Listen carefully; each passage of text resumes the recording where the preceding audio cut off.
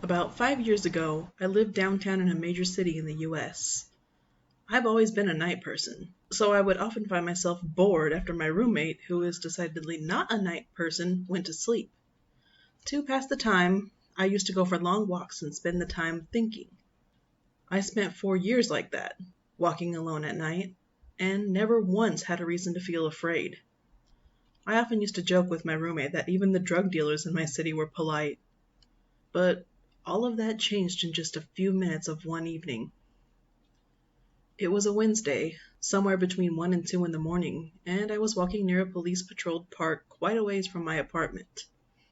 It was a quiet night, even for a weeknight, and with very little traffic and almost no one on foot. The park, as it was most nights, was completely empty. I turned down a short side street in order to loop back to my apartment when I first noticed him.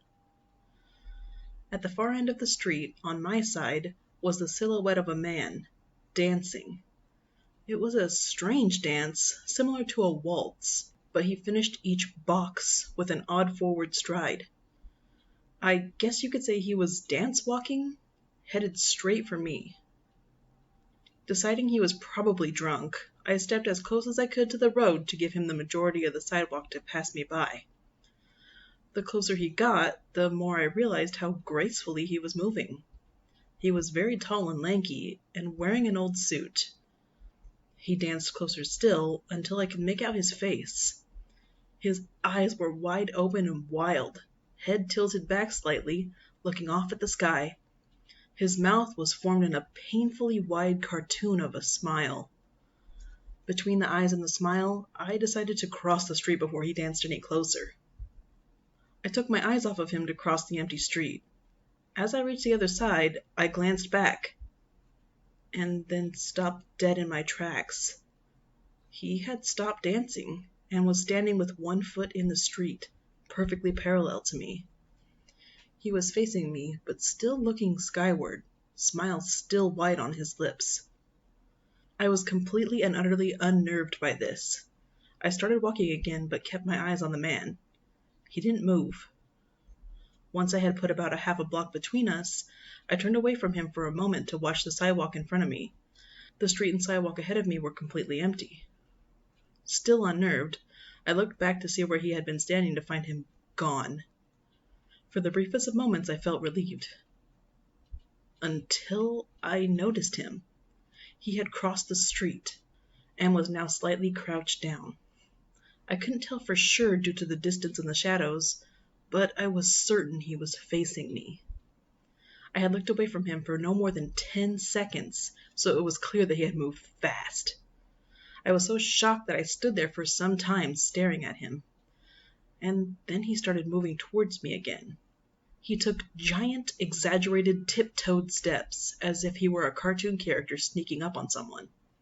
Except he was moving very, very quickly. I'd like to say at this point I ran away or pulled out my pepper spray or my cell phone or anything at all, but I didn't. I just stood there completely frozen as the smiling man crept towards me. And then he stopped again, about a car length away from me, still smiling his smile, still looking up to the sky. When I finally found my voice, I blurted out the first thing that came to mind. What I meant to ask was, "What the heck do you want?" in an angry, commanding tone. What came out was a whimper. What the heck? Regardless of whether or not humans can smell fear, they can certainly hear it. And I heard it in my own voice. And that only made me more afraid. But he didn't react to it at all. He just stood there smiling. And then, after what felt like forever, he turned around, very slowly, and started dance walking away. Just like that. Not wanting to turn my back to him again, I just watched him go, until he was far enough away to almost be out of sight. And then I realized something. He wasn't moving away anymore, nor was he dancing. I watched in horror as the distant shape of him grew larger and larger. He was coming back my way, and this time he was running. I ran too. I ran until I was off of the side of the road and back into a better lit road with sparse traffic. Looking behind me then, he was nowhere to be found. The rest of the way home, I kept glancing over my shoulder, always expecting to see his stupid smile, but he was never there. I lived in that city for 6 months after that night, and I never went out for another walk. There was something about his face that always haunted me. He didn't look drunk. He didn't look high. He looked completely and utterly insane. And that's a very, very scary thing to see.